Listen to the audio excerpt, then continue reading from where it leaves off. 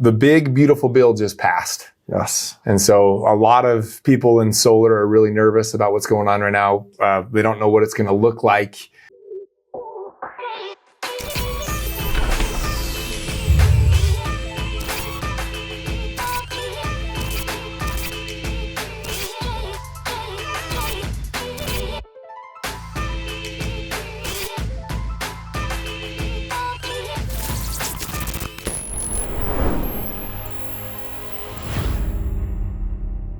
Hi guys, welcome to the Huddle. We're excited to have Doug from Sungage. He's the head of channel sales from Sungage, and he's back for round 2. Yeah. Welcome back. Thanks for having me back. It's great to see you.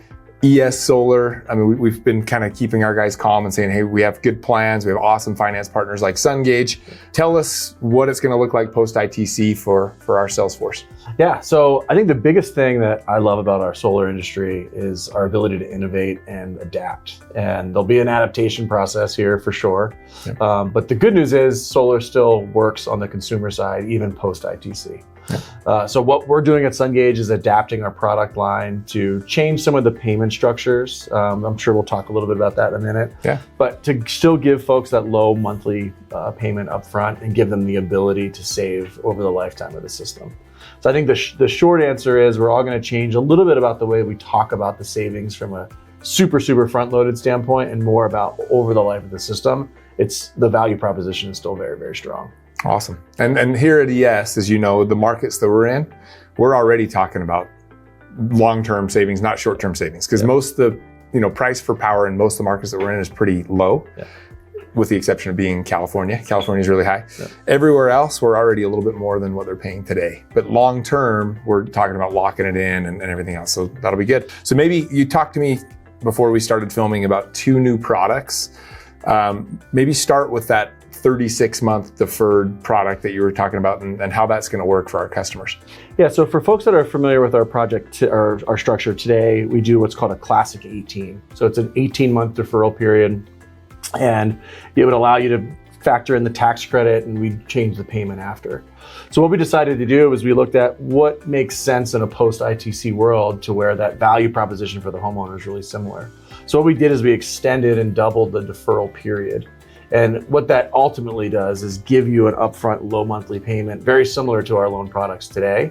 And instead of shortening or having that at 18 months, it goes to 36 months.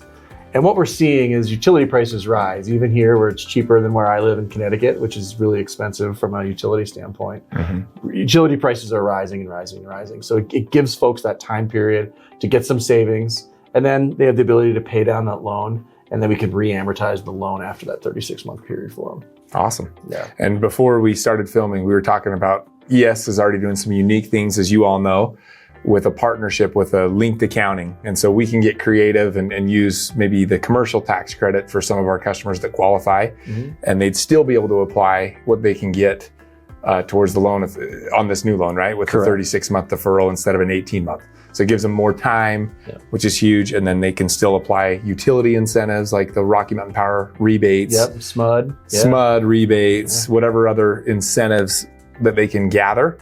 So it's very similar to what we're doing now, but probably even a little better, I would argue, because you get a little bit longer time before it re-amortizes. Yeah, you still have the ability to add all those local incentives in. And cool. You can go up to 50% of the loan can go to that deferral. So depending what market you're in and what subsidies and products are available, you can put all that into it and lower that entry level monthly payment. That's awesome. And there's still interest on that deferral money. Correct. But are there multiple reams, kind of like you do now, or is it, okay, how many? As many as you'd like. Awesome. So that's what I'd like to hear. Minimum of $2,500, just so that your payment moves enough where it makes sense. Okay. But still no fees, no limit on how often you can do that. But the goal is to really make it flexible for your customers. Ultimately, you guys are able to be confident in the lender that you're providing, and we want the customers to be able to change payments as makes sense for them. Great. Well, that's exciting. So tell me about the other product you were talking about that's similar to like a PPA, but it's still a loan. Yep. But it gives the customer the opportunity to start their monthly payment really low and have an escalator similar to like a PPA. Maybe explain that to our salespeople. Yeah, we wanted to think back on, what is the real advantage of a TPO in a lot of cases. And for a lot of folks, it's a slightly lower monthly payment that goes up over time. So for folks really focused on that monthly payment, you have something that looks and feels similar to a TPO product where it goes up a little, or PPA, as you were saying. The real difference is because it's still a loan, you have all that flexibility of down the road if you need to add panels, add a battery, add another home improvement product, things like that. You have the ability to add on to that system later on. Or sometimes with PPAs, you're locked into that system forever. Yeah. So we want to make sure that our customers have the flexibility, and you guys have the ability to go back and meet future needs for your homeowners. And I think it's a good product for folks that are really focused on a month over month, low monthly payment. And how does that work with any incentives that the customer might qualify for? Do they still get to calculate those in some way up front and then have a certain period of time to pay those back, or no? We don't do it that way. Okay. They have the ability to recast the loan or re-amortize later on, just like they do with our other products. But we don't factor them in up front, mainly because it makes the upfront loan very complex. And we want to make it simple so that there's, it's easy for the homeowner to understand. It's really straightforward and transparent that way. Okay. And do you know about the difference between, let's say it's a 20-year loan. Mm-hmm. Do you know the difference between year 1 and year 20 about, like, percentage-wise? Like, let's say if it's $100 year 1, do you know about where it end up? It goes up, but I have to do the math here in my head, but it goes up 2.9% every year. Okay, very similar to a PPA or a TPO product. Correct. Okay. And most utilities go up 4+% a year in most markets. Some are higher than that, but the goal is to keep it lower than what the traditional utility escalation cost has been. Awesome. And this is why we love working with you guys, because I feel like we at ES Solar are pretty creative. We think outside the box. We figure out things that have kind of kept us ahead of the game. Yeah. And it's awesome to have partners like Sungage that do the exact same thing, because it's gonna make it a lot easier for us when things change here in the next month or so. Yeah, we feel the same way. I was joking with some of my coworkers that what drew me to getting into solar was just the optimism and great salespeople that we have in our industry. And what we found is, we're going to innovate and move forward and continue to look to see what the future holds. And solar is a very strong product still in this new world. For sure. I don't think it's like me personally. I don't drive an electric car.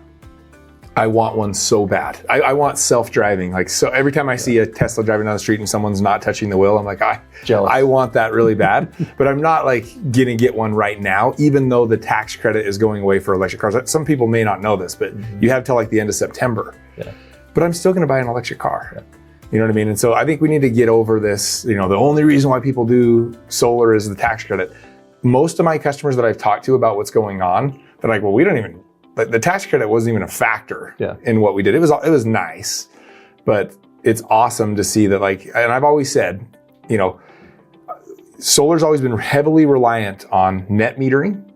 That kind of went away in most of our markets, and at least for ES Solar. And we've proven that we could do better without net metering than we did with it. And everyone told us that wasn't possible, right? Life without net metering, you're done. We've proven that wasn't the case. Tax credits are now maybe going away or changing drastically. I know we're going to have some ability to claim some tax credits on batteries for 10 more years or whatever still, but they're drastically changing here in the next month or so. I think that's going to be a good thing overall for the industry personally, because we have to get creative and we have to prove that solar as a product can stand alone on its own 2 feet without government incentives and net metering and all these other things. And I honestly think we'll be in a better place because of it. Yeah, I agree with you. I mean, resiliency is one of the greatest reasons to go solar, and it's insulating yourself from the utility costs in the future, giving yourself the ability to have power when the power goes out. All those types of things remain true. The solar tax credit was the icing on the cake, but the cake is still pretty good. Yeah, it's still really good, and we'll still be around, and it'll be awesome to see how the sales pitch adapts.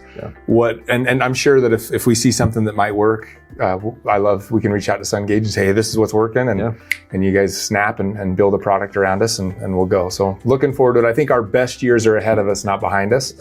And I say that genuinely, and I'm kind of excited, a little nervous, but just because change is nerve-wracking, but I'm kind of excited to see what happens. Cautiously optimistic. That's a good word for it. Yeah. Well, anything else that's awesome or new that you want to share on the podcast, or just Sure. Yeah, I guess I wanted to talk a little bit about another kind of add on to the new products that we're offering. So we made some changes recently to our battery only loan. We lowered the FICO requirement on that to 640, which was awesome. Great. Yeah. We've seen a lot of traction with folks adding batteries onto their existing solar systems. Yep. Another piece to add is all of the products I just mentioned today, they go up to 25 years. We're going to be adding a 30-year product here in Q4. For battery only? Just for solar. Just for solar, okay. Products. Okay, sweet. But on top of that, we're in beta right now for a solar plus home efficiency. So we have the ability to add on other products. I know you guys do a lot of great roofing projects. Yep. So we're looking at other things as well right now. Just so you know, constantly looking at what would make sense with our offering, and so we'll work with you guys on that and see if we can work with Sungage on it. So cool. That'd be good. Sounds good. Okay. Anything else? I know you changed some stuff with battery loans that has been good. Most of our salespeople already know about it, but it used to be, because we have a 20-year warranty through Sonnen on batteries. So it used to be only Sonnen, but now we can do the 20-year loan with all the batteries that we offer, right? Correct. Yeah, we've opened up that flexibility to make it any battery product on our ABL, which all of the products you guys sell are on that list. So Great. Good to go there. And we also added some recent rebates. SMUD is a recent one we just added. That's huge. Yeah, so the SMUD program is a great rebate program where a homeowner can get $5,000 per battery, up to $10,000 for the whole project. So what we'll do in a case where it seems like a lot of homeowners are getting the full $10,000, we'll defer whatever that SMUD rebate is into the deferred period of the loan for the homeowner. And it just lowers the monthly payment even more for those. Today in our classic 18 scenario, they do that for up to 18 months. Spoiler, for our new 36-month product, they'll be able to defer that extra $10,000 for up to 3 years. That's awesome. Yeah. And when does the 36-month kick off? When do we start? So we'll have it by October 1st. October 1st, okay. We're going to soft launch it to a few accounts. I'm sure. Let's soft launch it here. No. I'm sure Don will be calling you. We need to, because we're hitting our deadline before. So if we could have it by mid-September, that'd be awesome. Yeah, it seems like our product team feeling pretty confident that the September 15th will be our beta launch. Great. So we'll definitely get you guys in there. Awesome. Yeah. Okay. And then you were mentioning a little bit about, we used to have to do a welcome call.